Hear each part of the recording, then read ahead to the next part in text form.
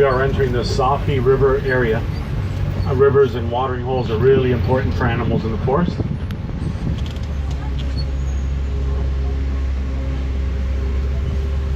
If you look down to the right, there is a hippo right at the surface of the water over there. Now, they are among the largest and the most dangerous animals in Africa.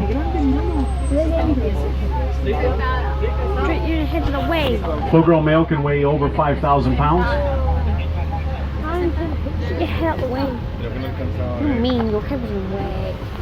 Now, they spend most of the day in the water. At night, though, they will leave the water. They'll travel several miles looking for a good grazing area. Now, some more hippos all the way down to the left. Now, on the island, there are pink-backed pelicans. They get their name from the color on their backs during their mating season. And we'll look down in the water and see if we can find some more hippos down there. They can hold their breath for about 8 minutes. And there's one swimming by us right now on the left, another one coming up again. They're pretty deep down there. You can see the shadows going by.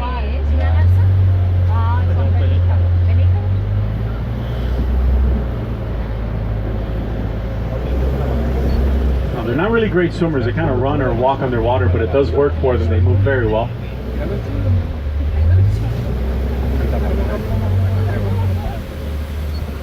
All right, coming up to a bridge, so we're going to go very slow, or as they say in Swahili, poli poli. And on the left, there are Nile crocodiles.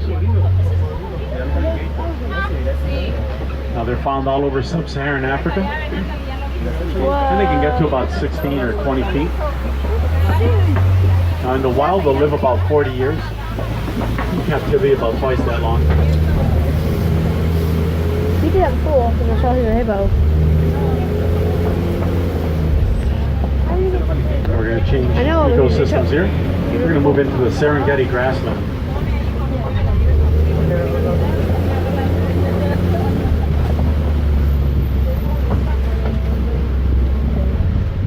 And just up ahead on the right side of the path, there is a baobab tree. It's also known as an upside down tree. As we come around the turn, if you look up at the branches, you'll see they look a lot like tree roots, giving it that name.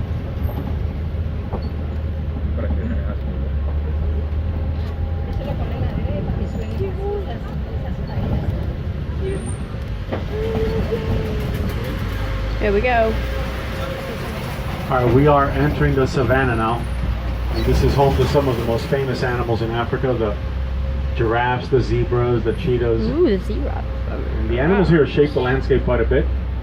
Elephants will push trees over for food. Giraffes eat the under canopy of the trees.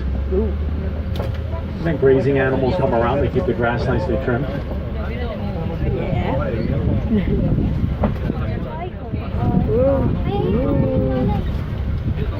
Up we go to the safari.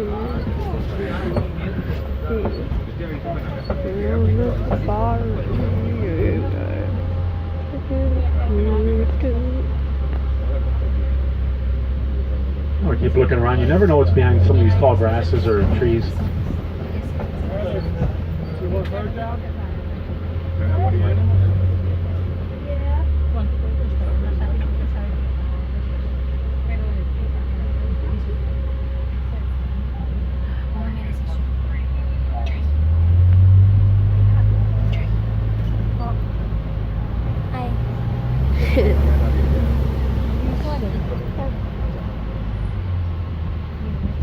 All right, all the way over on the left, there are African wild dogs.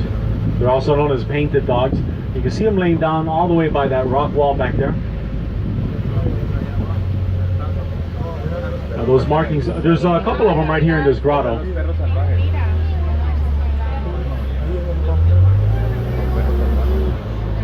As you come around the turn, on the left side, there are wildebeest. Now the wildebeest got their name from the Afrikaans for wild beast, easy enough. And they can run about 50 miles per hour. Now, no sé el nombre. They make up the largest, most densely populated herds of all mammals, except for one. That would be us.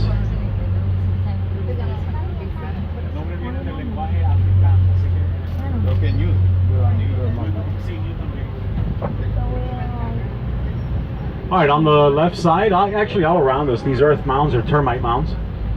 They bake in the hot sun all day. Get hard as concrete.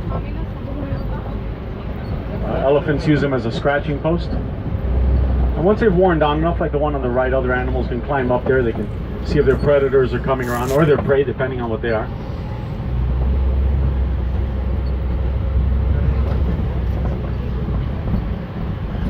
Now those wildebeest we saw a moment ago are famous for their massive migrations.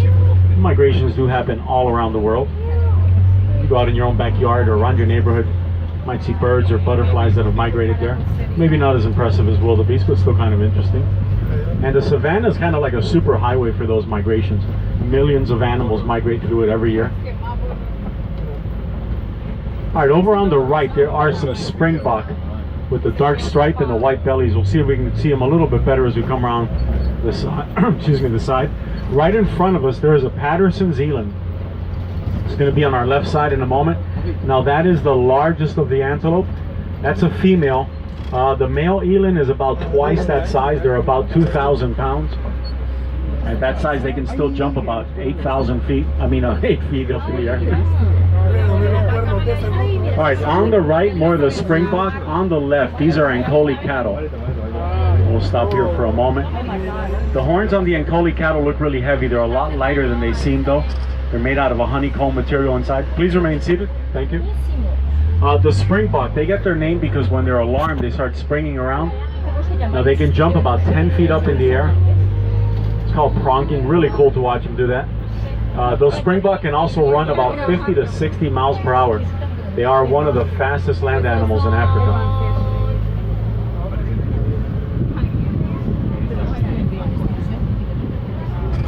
All right, coming up on the left side of the path, there are Maasai giraffes. Now they have this irregular pattern on their coat.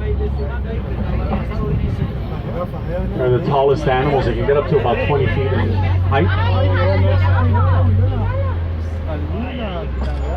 Now they have these short horns called ossicones. Very long prehensile tongues. The adult giraffe's tongue can get about 16 to 18 inches long. They only sleep about 30 minutes a day.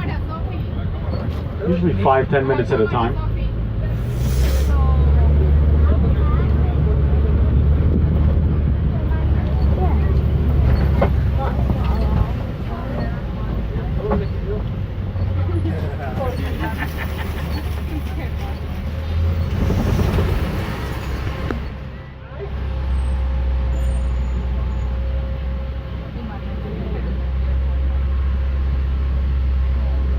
All right, over on the left there are mandrills. Mandrills are the largest of the monkeys. They have this bright red and blue coloring on their snout. Now their alpha male will have that color on his hindquarters as well, and he's much bigger than the rest of them, about 100 pounds. We see one sitting right behind the tree.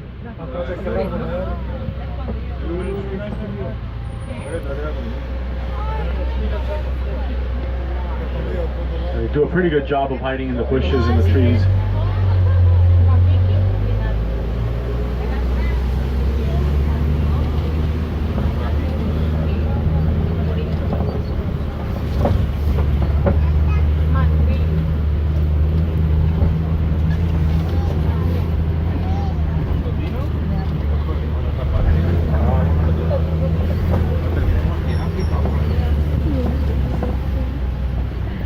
Alright, coming up to another bridge, and once again we're going to go very slow, or poly-poly.